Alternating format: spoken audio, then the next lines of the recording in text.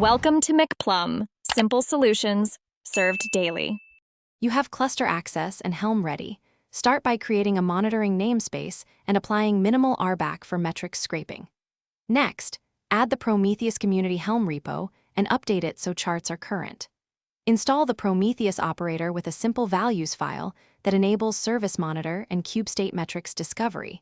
This gives you immediate metric collection.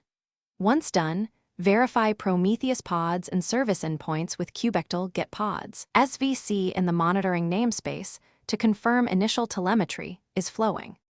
With Prometheus up, configure service monitors to scrape node exporter, kubelet, and kubestate metrics endpoints. Make sure labels match selectors used by the operator. Install Grafana using Helm and pre-configure the Prometheus data source in the values file so dashboards load automatically. Import curated dashboards for node exporter, kubestate metrics, and your app.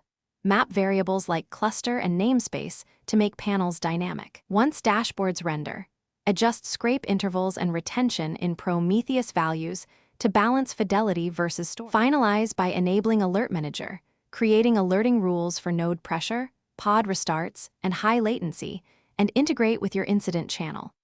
Make sure Prometheus stateful set resource requests and retention settings match cluster capacity and scale storage accordingly.